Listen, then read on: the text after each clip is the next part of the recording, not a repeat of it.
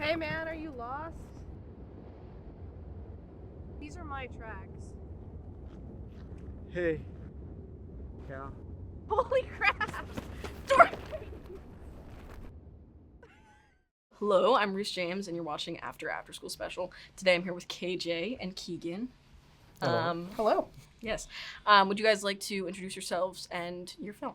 My name is Kegan Sewall-Lau. I was a director on our film Hiraeth. I'm Schneider. I was co-director on our film Hiraeth. Awesome sauce. And you guys have a history, specifically Kegan, of giving us titles that expand our vocabulary. Why did you guys choose Hiraeth. Hiraeth. Yes. Well, this one KJ actually found. I think it's this like Welsh word that was like, oh, a longing for like a home that like was never home, and it's like that sounds really cool. Let's slap that on to the title of our film about two friends who can't really like get their poop in a group. I'm sorry. Would you like to elaborate on what that statement means? Okay, Kegan, take this away. I'll take it away.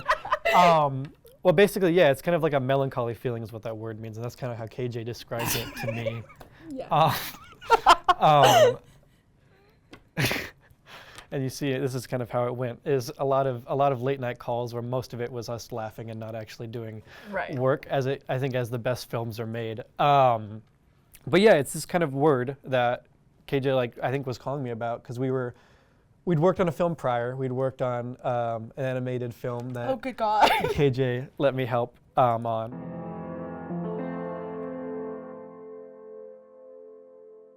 And that was kind of actually what kickstarted filmmaking for me, is KJ needed someone to make music for their film, and I accidentally started writing it for them as well, and imposing.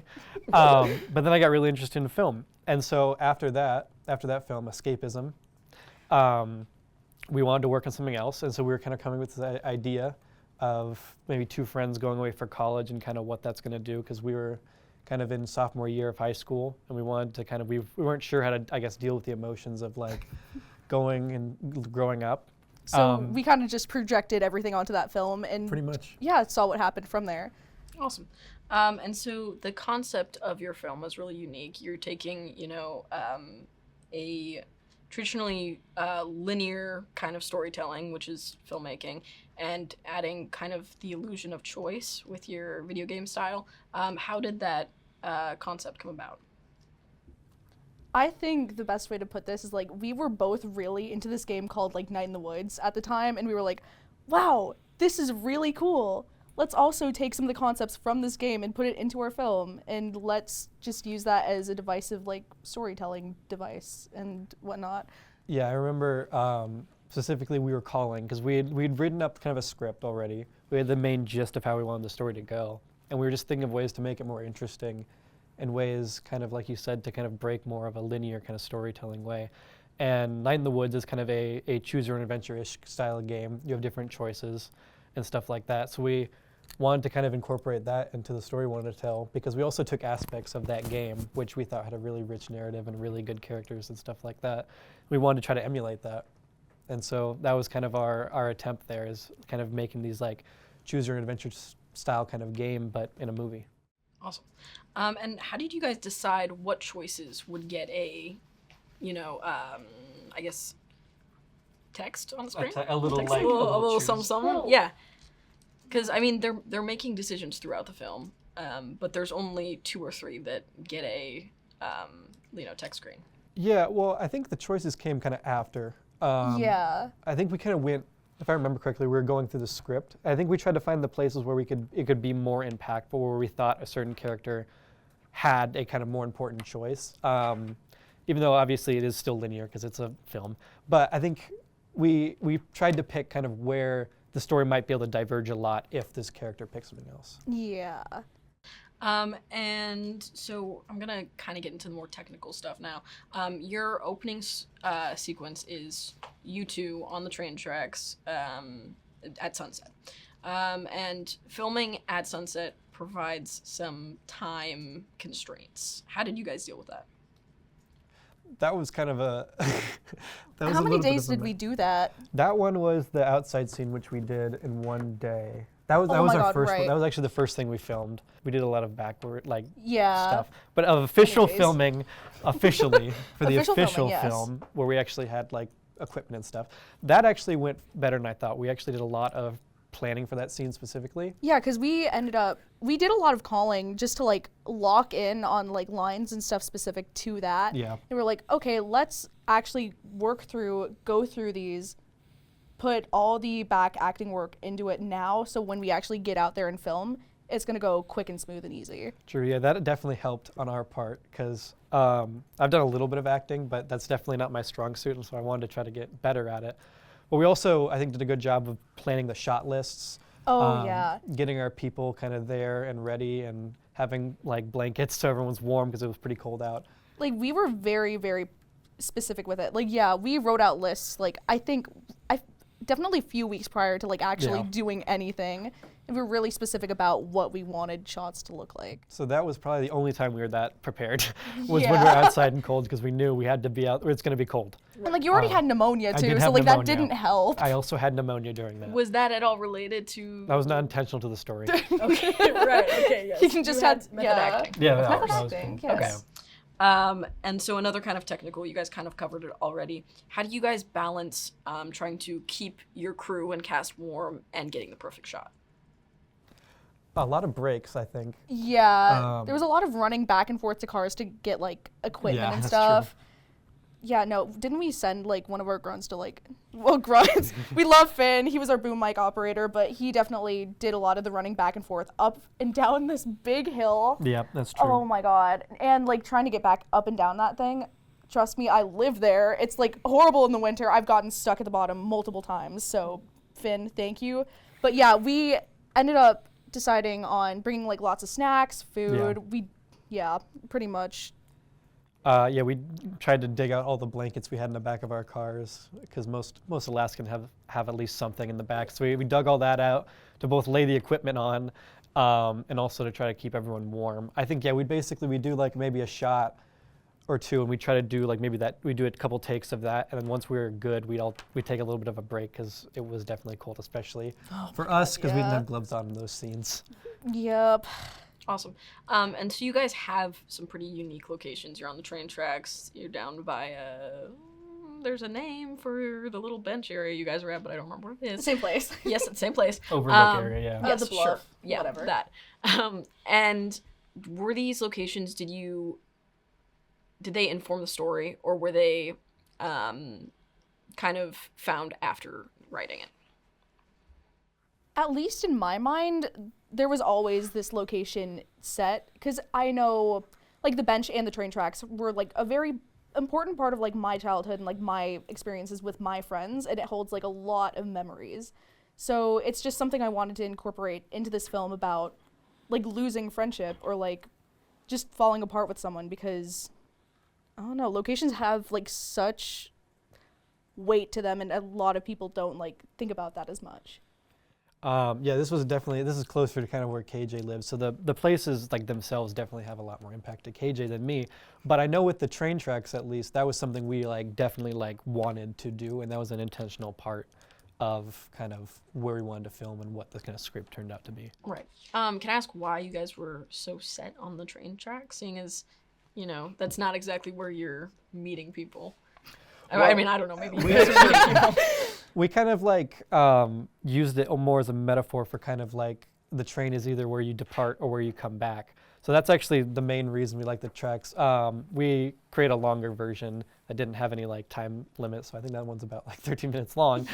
And like, yeah, these two characters were hanging out like a lot at these train tracks specifically, because it's like, okay, what else are like two teenagers in a small town gonna do? They're gonna like mess around on train tracks because why not? There's nothing better to do, so. So it's both actually like we also messed around on those train tracks too. So both reality, but also kind of we wanted to kind of weave the metaphor of these train tracks kind of more represent either their lives like coming together again or kind of diverging and going in separate ways, which is I think why we tried to get so many shots there and really actually try to utilize it. Yeah, right, that makes a lot of sense. So we get a little bit of a song from KJ.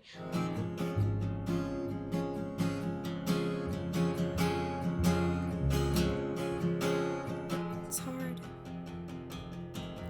turn this into words. The way you made me feel. Resentment towards the way that I am. Was that song written for the film? Yeah, wait, hurrah. Yes. Yep. Yes. Oh my god, I'm like remembering this now. Yeah, it was specifically written for the film. I'm trying to remember where I was like at during that. Yeah. I know we had another song you had written just for fun that we were planning to use, and I think you just didn't. I don't think you liked it. I don't think you weren't like jiving with it. Like, I think it's more specifically because it didn't work with the film. Yeah, like, exactly. vibe-wise, kinda, but lyrically, no.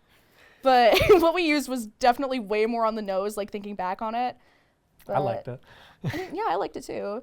But, There's a full version of that song that exists. well, in a voice memo somewhere in my phone. Oh, so we're listening to it right now? Yeah, actually, if you listen carefully, you can hear. Like she's with us now. Yeah. Okay. And so writing a song can be a really personal experience. And it takes some skill to write from a character's perspective and not your own. Can you tell us a little bit about that process? For me, at least, I was going through, like, the absolute trenches during, like, December of senior year. And it was like, you know what? I'm going to leverage that horrible experience that I was, like, just living through and put my own, like, emotional spin into it and, like, try to see where Cal, yeah. Remembering my own character's name, yeah. Trying to remember where Cal would be at, like, thinking about this. It's like, let's see, Cal was pretty much, like, in their mind, abandoned by their best friend, like, no contact, like, just nothing. It's like, where would they be after that, right? And it's just like, okay, let's dump all of that into a song and be, like, very, like, hey, really in your face about it, because it's like, okay, they're pissed at, well, My character, Isaac, idiot over yeah. here. So it's like, yeah.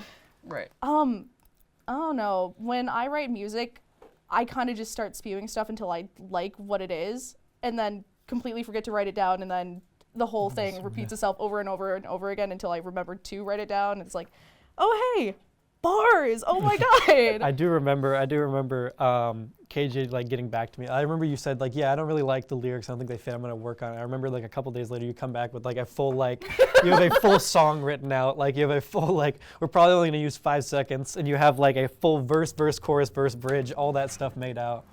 And so we got to jam with that, which was really fun. Oopsie daisy. Oopsie daisy. Okay, so you guys delve into some pretty complex dynamics, especially as high schoolers writing it. Can you tell us a little bit about the process of writing that, something so sensitive as a team? A lot of calls. Like we were a lot like of calling and projecting. at night. I think a lot of it, yeah, is kind of like maybe not necessarily our own emotions, but like sometimes our worries or stuff like that. And usually we kind of share the same. Yeah, about the same growing up and sentiment. stuff like that.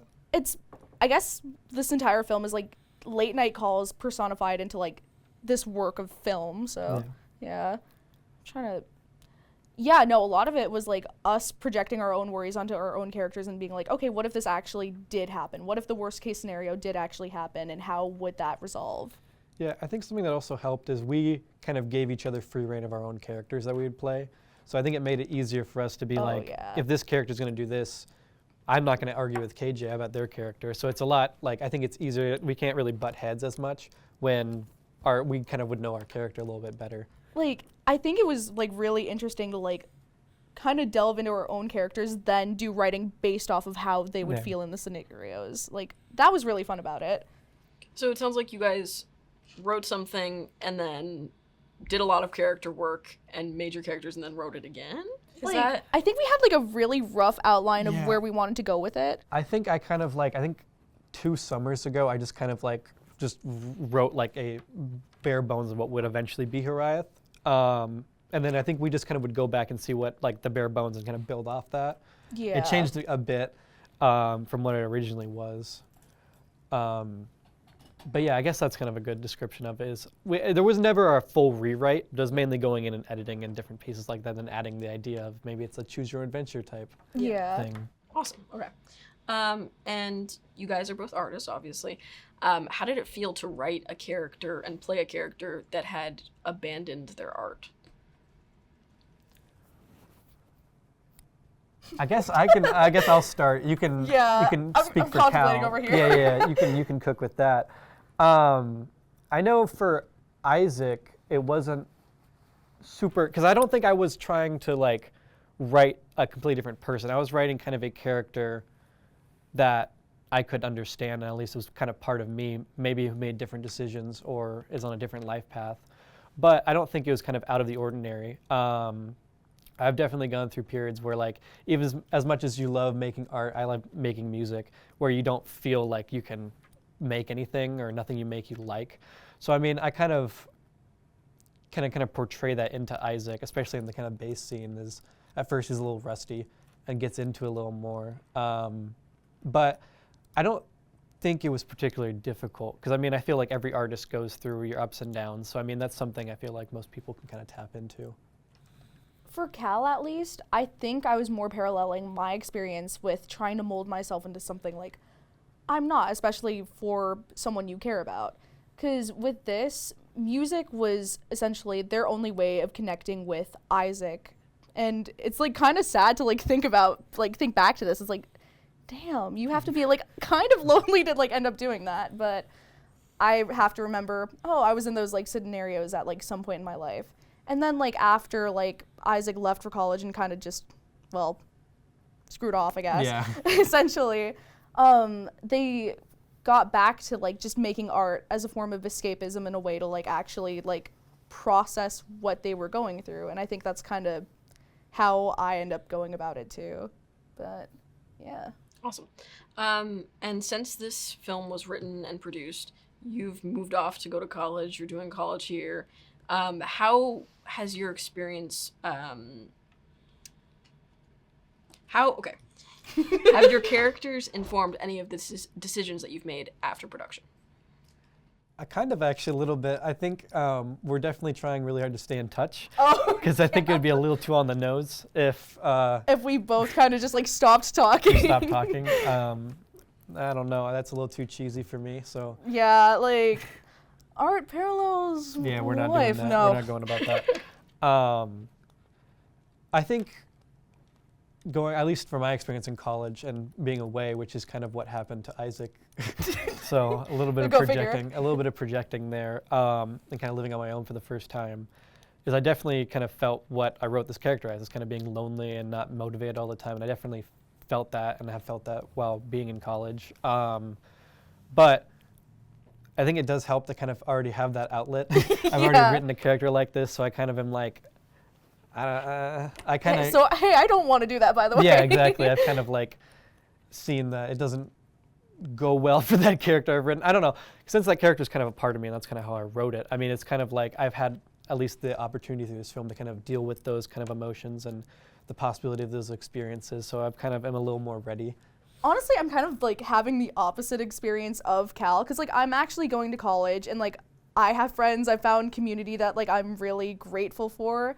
Like the only thing I feel like is similar is just like academic not locking in, because like college is hard. I'm gonna be so honest with that.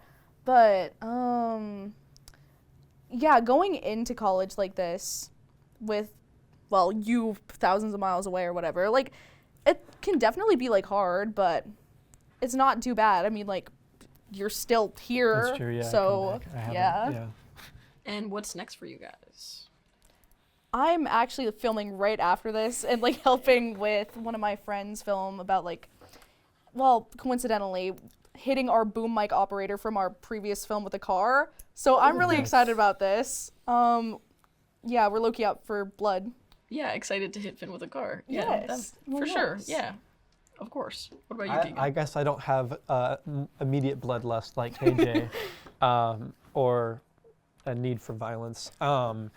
I guess next broadly is I'm going back to Brown University, which is where I'm coming back from. I think while I'm here, I'm going to try to do a lot of music with KJ, and then some music with you in our band. Yes, the band. Always be plugging. Awesome, of course. Hey, dude. What? Let's go make a song.